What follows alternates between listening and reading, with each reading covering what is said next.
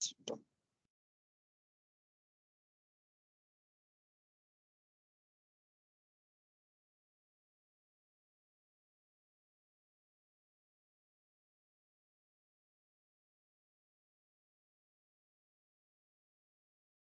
जी, बिस्मिल्लाहिर्रहमानिर्रहीम।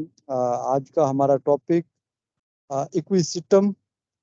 और सबसे पहले यहाँ पर आपको जो प्लांट दिखाई दे रहा है, मैं आपसे पहले भी अक्सर कहा करता हूँ कि बहुत सारे, अगर हम एग्जामिनेशन पॉइंट ऑफ व्यू से भी बात करें तो बहुत सारे क्वेश्चन, बहुत सारी बातें, बहुत सारे कंसेप्ट, वो कोई भी हम टॉपिक पढ़ रहे होते, खास तौर पे जिस तरह बॉटनी में, तो अगर जो प्लांट है उसको देखकर और उसके करेक्टर आप अगर माइंड में रख लें तो आप जिसे कहते हैं कि बहुत सारे एमसीक्यू सॉल्व कर सकते हैं। मिसाल के तौर पे यहाँ सामने प्लांट है जो आपको दिखाई दे रहा है, इक्विसिस्टम, या हम कॉमनली इसको हॉर्स टेल के नाम से भी जानते हैं। ठीक है, हॉर्स टेल के नाम से हम इसे क्यों जानते हैं? क्योंकि इसकी जो शेप है वो कैसी है? हॉर्स टेल की तरह है।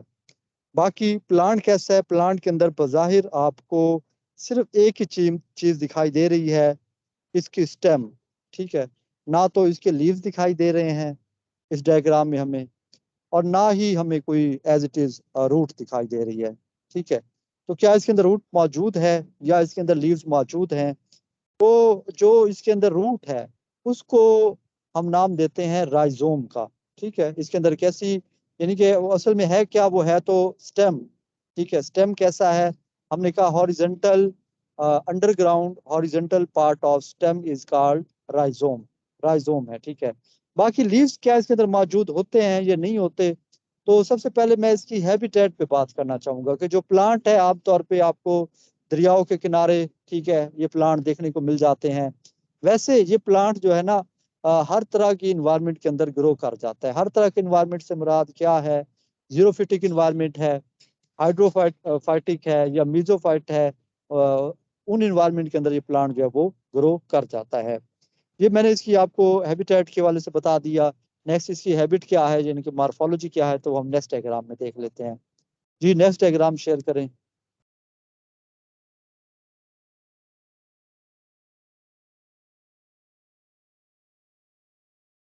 हाँ, कुछ यहाँ पे फीचर बताए हुए हैं।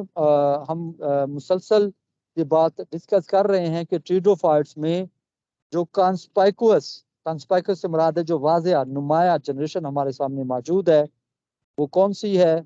वो स्पोरोफाइट है। तो स्पोरोफाइट कैसा है? Well differentiated into root, stem and leaves.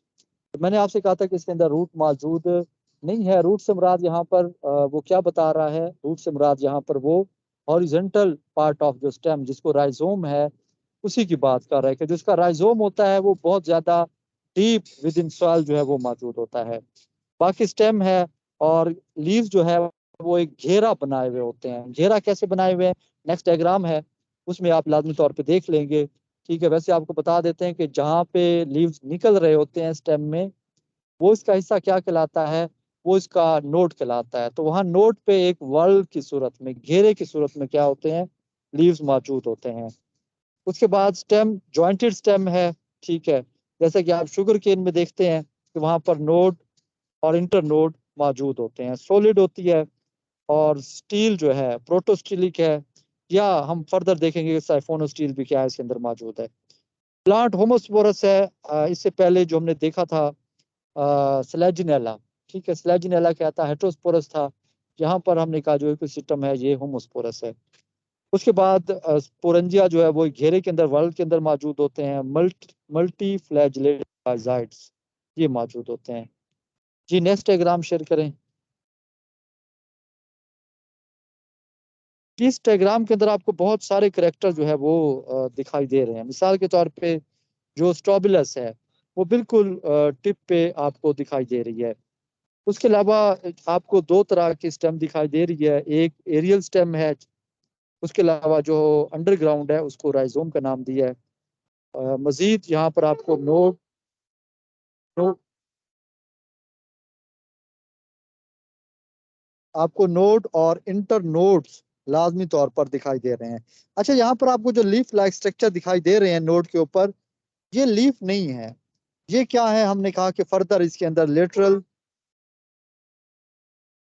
ये इसके अंदर लेटरल ब्रांचेस मौजूद तो हैं, लेकिन ये इसके लीव्स नहीं है। लीव्स इसके दिखाएंगे आपको लीव्स कैसे होते हैं। खैर, बी डायग्राम को भी एक बार देख लें। ब्रांचेस हैं और नोड, इंटरनोड मौजूद है, लीफ शीथ दिखाई हुई है। लीफ शीथ कैसी है ये फर्दर आपको आगे दिखा देंगे, लेकिन यहाँ पर मजीद जो हम चीजें डिस्कस कर सकते हैं वो क्या है। इसका स्टेम आपको ग्रीन कलर में दिखाई दिया हुआ है। ग्रीन कलर में दिखाने से मुराद ये है कि जो इसका स्टेम है वो फोटोसिंथेटिक है। स्टेम के कुछ कैरेक्टर हम यहीं पर देख लेते हैं कि इसका स्टेम कैसा है, फोटोसिंथेटिक होता है। ठीक है, मतलब स्टेम ही क्या करता है, फोटोसिंथेसिस करता है। लीव्स कैसे होते हैं, लीव्स पे बाद में बात करेंगे। बाकी इसके स्टेम के ऊपर क्या मौजूद है, नोड और इंटर नोड मौजूद होते हैं। जो नोड है उनकी आप कह सकते हैं बिल्कुल बेस पे या नोड के फौरी तौर पे ऊपर इंटर कैलरी मेरिस्टेम भी मौजूद होती है। मतलब इसके डिवाइड करने से क्या होगा, दो नोड्स के दरमियान जो इंटर नोड है उसका डिस्टेंस क्या होगा, वो इंक्रीज होता है। ठीक है, तो ये जो इंटर कैलरी मेरिस्टेम है, ठीक है, उसके मौजूद होने की वजह से ये जो नोड है, नोड वाला पॉइंट क्या हो जाता है, काफी फ्रेजाइल हो जाता है। मतलब आप प्लांट को क्या करेंगे, अगर पकड़ के खींचने की कोशिश करेंगे कि इसे आप रूट समेत खींच लें, तो क्योंकि इसका जो राइजोम होता है वो बिल्कुल जिसे कहते हैं डीप रूटेड होता है, तो वो तो बाहर नहीं आता। लेकिन ये इंटर कैलरी मेरिस्टेम मौजूद होने की वजह से ये जो नोड्स के मकाम पर क्या होता है, हम कहते हैं फ्रेजाइल होता है, और यहाँ से आसानी से ये ब्रेक हो जाता है। बाकी ये बता दिया कि सिस्टम कैसी है, फोटोसिंथेटिक होती है। हाँ, मजीद एक और बात कि इसके ऊपर जो स्टेम है, ठीक है, इस पे क्या होता है, सिलिका डिपॉजिट होता है। ठीक है, सिलिका की वजह से इसकी जो स्टेम है काफी अपीयरेंस में कैसी होती है, रफ अपीयरेंस होती है उसकी स्टेम की, क्योंकि वहां पर जो सिलिका है वो डिपॉजिट होता है। तो इस हिसाब से आप कह सकते हैं कि जो सरफेस है ओवरऑल स्टेम की वो क्या होती है, हार्ड होती है। इसकी वजह से, इसी सिलिका की वजह से। बाकी स्टेम इसकी फोटोसिंथेटिक है। और मजीद हाँ, स्टोमेटा के हवाले से खास तौर पे बात करेंगे, क्योंकि स्टेम फोटोसिंथेसिस करती है। तो स्टोमेटा जो है इसके अंदर क्या मौजूद होते हैं, जी बिल्कुल मौजूद होते हैं। उसके लिए टर्म यूज होती है संकन स्टोमेटा, मतलब इसके अंदर धसे हुए होते हैं स्टोमेटा, बिल्कुल आपको सरफेस पे आसानी से दिखाई नहीं दे रहे होते। तो संकन स्टोमेटा जो कि एक जीरोफाइटिक करेक्टर है, तो वो भी क्या होते हैं इसके अंदर मौजूद होते हैं, संकन स्टोमेटा। तो ये कुछ आप कह सकते हैं कि इसके स्टेम के कुछ करेक्टरिस्टिक्स हैं। मजीद कोई करेक्टर मेरी नज़र में आएगा या माइंड में आएगा तो वो भी आपको लाजमी तौर पर इसमें बता दूंगा। खैर, नेक्स्ट डायग्राम पे जाएं, जरा हम इसके लीफ के बारे में देखते हैं कि इसके लीव्स कैसे हैं। हाँ जी, आप यहाँ पर देख रहे होंगे पहले आपको स्टेम कैसा दिखाया था, आपको स्टेम ग्रीन दिखाया था। अब यहाँ पर आपको स्टेम जो है वो कुछ ब्राउन कलर में हम दिखा रहे हैं। तो इससे क्या मुराद है, इससे मुराद ये है कि ये यहाँ पर लीव्स मौजूद हैं। मतलब लीव्स क्या होते हैं, हम कहते हैं कि वो इसी स्टेम को एक शीट की सूरत में कवर किए हुए होते हैं, और स्केल लीव्स होते हैं, ब्राउन स्केल लीव्स होते हैं जो स्टेम को क्या करते हैं, एक शीट की सूरत में कवर करते हैं। यहाँ पर लीव्स का कोई एज इट इज काम फोटोसिंथेसिस में नहीं है, क्योंकि इसके अंदर जो लीव्स हैं वो माइक्रोफाइलस लीव्स हैं, और स्टेम खुद ही क्या कर रहा होता है, फोटोसिंथेसिस यहाँ पर परफॉर्म कर रहा होता है। तो ठीक है, इसके अंदर ग्रूव्स वगैरह भी बताए हैं। हाँ जी, मजीद स्टेम के अंदर क्या मौजूद होते हैं, रिजेस होते हैं, और ग्रूव जो हैं ये भी लाजमी तौर पर मौजूद होते हैं। जी नेक्स्ट।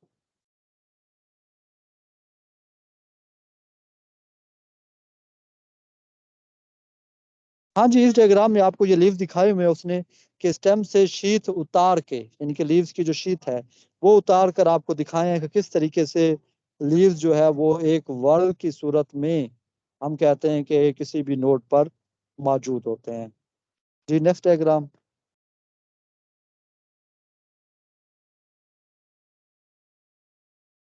हाँ जी, ये इसकी मार्फोलॉजी के बाद नेक्स्ट जो बात आती है वो किसकी आती है, एनाटॉमी की आती है। तो एनाटॉमी में आप देख सकते हैं एज इट इज, जैसा कि बाहर क्यूटिकल है, एपिडर्मिस है। एपिडर्मिस के बाद सेक्लेरन का मैट्रिक्स और क्लोरन का मैट्रिक्स कॉर्टेक्स मौजूद है। क्लोरन का मैट्रिक्स कॉर्टेक्स से मुराद कि जहाँ पे क्लोरोप्लास्ट मौजूद होता है। उसके बाद फर्दर आपको फ्लोएम दिखाए हुए हैं, मेटाजाइलम, और उसके अलावा इनर एंडोडर्मिस दिखाई हुई है। अच्छा, एक दो टर्म यहाँ पर यूज हुई है, वेलिक्यूलर कैनाल्स या वेलिक्यूलर कैविटी और कैरिनल कैविटीज, ये दो तरह की आपको दिखाई हुई है। क्या इसके अंदर पित्त मौजूद होती है? जी बिल्कुल। याद रखिएगा कि जो यंग स्टेम है, यंग स्टेम के अंदर पित्त मौजूद होती है, लेकिन जैसे प्लांट की एज बढ़ती है तो अब हम कहते हैं कि वो जो दरमियान में पित्त थी वो क्या हो जाती है, डिसअपियर हो जाती है, बल्कि वहां पर क्या होती है, एक पित्त कैविटी जो है वो मौजूद होती है। जाइलम के वाले से बात करेंगे कि दो तरह के जाइलम है, प्रोटोजाइलम है और मेटाजाइलम है। जो प्रोटोजाइलम है वो भी क्या होते हैं, डिसइंटेग्रेट हो जाते हैं और उसकी जगह क्या कर ले लेती हैं, ये कैरिनल कैनाल्स। ये कैरिनल कैनाल्स क्या हैं और वेलिक्यूलर कैनाल्स क्या हैं? जो वेलिक्यूलर कैनाल्स हैं, जरा नेक्स्ट डायग्राम दिखाएंगे। चलो जी ठीक है, जो डायग्राम डी है ना, डी में ठीक है शो हो रहा है, वापस आए डी में। डी में आपको पिथ भी दिखाई दे रही है, उसके अलावा आपको यहाँ पर कैरिनल कैनाल्स और वेलिक्यूलर कैनाल, जो येलो कलर में मैंने मार्क किया हुआ है, वेलिक्यूलर कैनाल। वेलिक्यूलर कैनाल कहाँ पर मौजूद हैं? कॉर्टेक्स के अंदर मौजूद है। आप इसको ये समझ सकते हैं कि ये इसके अंदर क्या है, एयर स्पेसिस है। ठीक है, वेलिक्यूलर कैनाल्स। अच्छा, मैंने आपको एक और चीज बताई थी, रिजेस और फरोज, वहां से भी आप याद रख लेंगे कि ये वेलिकुलर कैनाल्स कहाँ पर दिखाई हुई हैं। यहाँ पर डायग्राम में तो फरोज के नीचे दिखाई हुई हैं, फर्दर टेक्स्ट में भी आप देख लीजिएगा, क्योंकि इस तरह की बातें भी आपसे पेपर में एमसीक्यूज में पूछ ली जाती है। खैर, वेलिकुलर कैनाल्स का काम क्या है? उनका काम ये है कि ये एयर स्पेसिस हैं और ये करेक्टर इसका क्या है, हाइड्रोफाइटिक करेक्टर है, क्योंकि वो प्लांट जो कि वाटर के अंदर मौजूद होते हैं तो उनके अंदर लाजमी तौर पर एरन कायमा या कुछ एयर स्पेसिस मौजूद होती है ताकि उनको रेशन का इशू ना हो। इस तरीके से जो कैरिनल कैनाल है वो कैसे बनती है? कैरिनल कैनाल आमतौर पे प्रोटोजालम के डिसइंटेग्रेट करने से जो कैविटी बनती है उसको नाम देते हैं कैरिनल कैनाल्स। और जालम इनके अंदर आप कह सकते हैं कोई ज्यादा हाईली डेवलप नहीं है। ठीक है, और ये जो कैरिनल कैनाल्स हैं, ये कैरिनल कैविटीज हैं, आप इसे कैविटी की बजाय वो कहते हैं आप इसे इसका कंडक्टिंग सिस्टम समझ लें तो वो ज्यादा बेहतर बात होगी। मतलब इसके अंदर जो पिथ कैविटी है और कैरिनल कैनाल, दोनों का काम क्या है? दोनों के अंदर आप कहते हैं कंडक्शन ऑफ वाटर होती है, मतलब यहाँ पर वाटर मौजूद होता है। जी नेक्स्ट डायग्राम पे जाइएगा।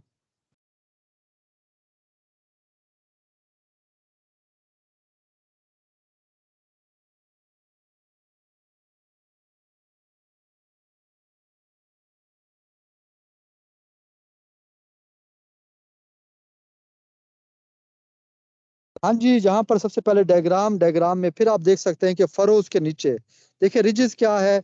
जैसे कि आप कह सकते हैं कि पहाड़ लाइक स्ट्रक्चर होता है। ठीक है, या आप जिसे कहते हैं कोई भी उभरी हुई जगह है उसके लिए रिजेस का वर्ड, और जो फरोज है, फरोज से मुराद जो डिप्रेशन है उसके लिए फरोज का वर्ड यूज होता है। तो आप वेलिकुलर कैनाल यहाँ डायग्राम में भी देख सकते हैं कि वेलिकुलर कैनाल हमेशा कहाँ पर मौजूद होती है? फरोज के नीचे मौजूद होती है, और किधर है? कॉर्टेक्स के अंदर। बाकी कैनल कैनाल्स वो आपको दिखाई हुई हैं कि जहाँ पर मौजूद है। और इसी तरीके से हाँ जी, ये दो डायग्राम खास तौर पे बहुत ज्यादा इंपॉर्टेंट है।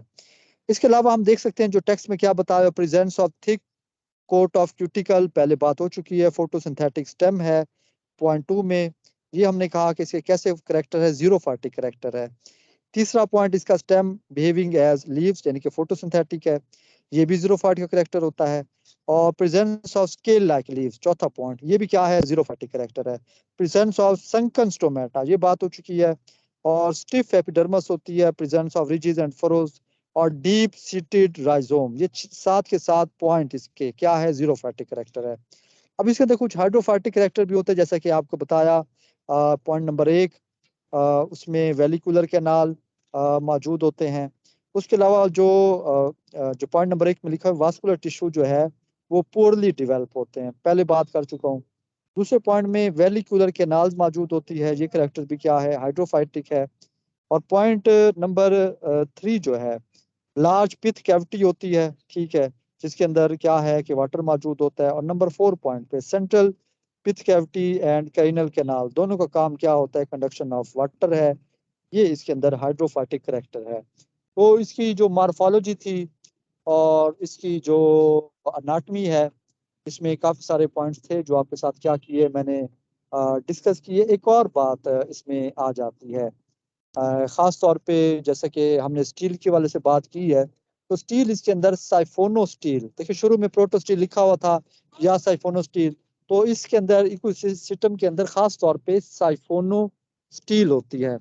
और कल हमने बात की थी एक क्लेडोसाइफोनिक की। क्लेडोसाइफोनिक वो वाली स्टील होती है जिसके अंदर हम कहते हैं कि लीफ गैप मौजूद नहीं होते। ठीक है, तो आप ये देख लें कि लीफ वैसे इसके अंदर माइक्रोफाइलस है, तो यहाँ पर वैसे भी लीफ गैप की जरूरत ही नहीं होती। ठीक है, तो लीफ गैप इसके अंदर क्या होते हैं, स्टिल एब्सेंट है। कल भी देखे, मैं जब से ये ट्रीडोफाइट का लेक्चर मेरा स्टार्ट हुआ है, मैं लीफ ट्रेस और लीफ गैप की बात कर रहा था। तो बाज लोगों के जहन में फिर भी कोई कंसेप्ट क्लियर नहीं है, तो वो क्या करते हैं, थोड़ा नेट से भी देख लें या मुझसे पर्सनल पे पूछ लें इस पे। तो लेकिन ये कि दोनों चीजें आपका कंसेप्ट क्लियर होना चाहिए, लीफ गैप, लीफ ट्रेस, और इसके अलावा इसके अंदर स्टील की टाइप कौन सी है। ठीक है, साइफोनो स्टील। साइफोनो स्टील कौन सी होती है वो भी आपको बता दिया था, अच्छे से आपको पता होना चाहिए। और दूसरा मैंने ये बताया कि इसके अंदर क्लेडोसाइफोनिक है। क्लेडोसाइफोनिक से मुराद यही होता है कि लीफ गैप मौजूद नहीं होते। जरा नेक्स्ट डायग्राम पे जाएं।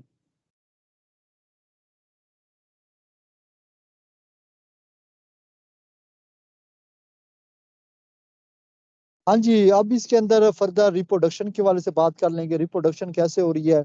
तो क्योंकि स्पोरोफाइट की बात कर रहे थे, तो स्पोरोफाइट क्या प्रोड्यूस करती है, हमेशा स्पोरेंजिया प्रोड्यूस करती है। तो यहाँ पर आप कौन देख सकते हैं, कौन के अंदर कैसे दिखाए हुए हैं कि वास्कुलर सिलेंडर दिखाए हुए हैं, स्पोरेंजिया दिखाए हुए हैं। और स्पोरेंजियोफोर से मुराद वो स्टाक है जिसके ऊपर क्या है, स्पोरेंजिया मौजूद होते हैं। डिस्क शेप होती है, डिस्क ऑफ स्पोरेंजियोफोर ओवरऑल, मतलब स्टाक दिखाया हुआ है और ऊपर डिस्क दिखाई हुई है। डिस्क के अंडर साइड पर आपको बहुत सारे स्पोरेंजिया जो है वो दिखाए हुए हैं। ठीक है, इन स्पोरेंजिया के अंदर क्या मौजूद होते हैं, स्पोर्स मौजूद है, और इन स्पोर्स के ऊपर हाइग्रोस्कोपिक हाइग्रोस्कोपिक इलाटर जो है वो क्या किया होता है, इन्होंने इसको सराउंड किया होता है। ठीक है, तो बाकी यही है कि जब मायोसिस होगी और हेप्लॉइड स्पोर बनेंगे तो वो यहाँ से क्या होते हैं, डिस्पर्स होते हैं। मजीद जो करेक्टर है हम काफी दिनों से पढ़ रहे हैं। ठीक है, आर्किस्पोरियम क्या होती है वो भी आपको बताया कि आर्किस्पोरियम में फर्दर जो स्पोरोजिनस टिश्यूज होते हैं। ठीक है, और इसके अलावा टेप्टम के वाले से भी आपको ऑलरेडी बता चुका था। मजीद ये है कि उससे स्पोर मदर सेल बनते हैं, और स्पोर मदर सेल क्या होते हैं, मायोसिस से हेप्लॉइड स्पोर बनाते हैं, वो यहाँ से डिस्पर्स होंगे और फर्दर गेमेटोफाइट जनरेशन जो है वो बनाएंगे। तो टॉपिक तकरीबन जहाँ पे जो मेन बातें पेपर के पॉइंट ऑफ व्यू से भी, ओवरऑल कंसेप्चुअल भी यहाँ पर कंप्लीट हो जाता है। तो एंथ्रीडिया कैसे होते हैं, एंथ्रीडिया वैसे ही जैसे कि इससे पहले आप पढ़ रहे हैं कि बाहर एक शील्ड होती है और अंदर क्या मौजूद होंगे, एंथ्रोजाइड होते हैं जो कि मल्टीफ्लैजिलेटेड है। आर्किगोनिया कैसी होती है, फिर वही 4 रोज ऑफ नेक है जिसके अंदर नेक कैनाल सेल्स होते हैं, और उसकी बेस पे वेंटर है, वेंटर के अंदर वेंटर कैनाल सेल और एग मौजूद होगा। एंथ्रोजाइड क्या करेगा, उसको फर्टिलाइज करेगा और जाइगोट बनेगा, और जाइगोट से ही हमने कहा कि फर्दर स्पोरोफाइट जनरेशन जो है वो स्टार्ट हो जाती है। मजीद कोई पॉइंट है तो ठीक है, वरना यहाँ पर मेरा ख्याल है कि लेक्चर कंप्लीट हो जाता है।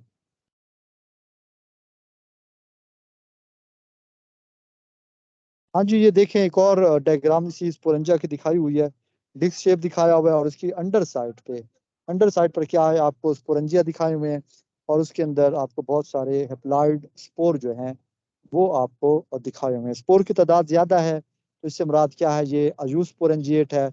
अभी तक लेप्टोस्पोरेंजिएट जो है वो हमने नहीं पढ़ा, ये लेप्टोस्पोरेंजिएट अभी तक हमारे पास नहीं आया। अयूस्पोरेंजिएट, लेप्टोस्पोरेंजिएट पे भी काफी बार बात कर चुके हैं कि यूस्पोरेंजिएट में स्पोरेंजिया का साइज ज्यादा होते हैं, नंबर ऑफ स्पोर्स जो है उनकी तादाद हमेशा ज्यादा होती है। जी नेक्स्ट,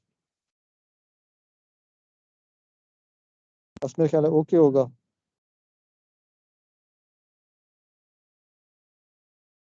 हाँ जी ठीक है, यहाँ पे लेक्चर कंप्लीट हो जाता है। मैंने मजीद N3D आर्किगोनिया उसको यहाँ पे शेयर करना मुनासिब नहीं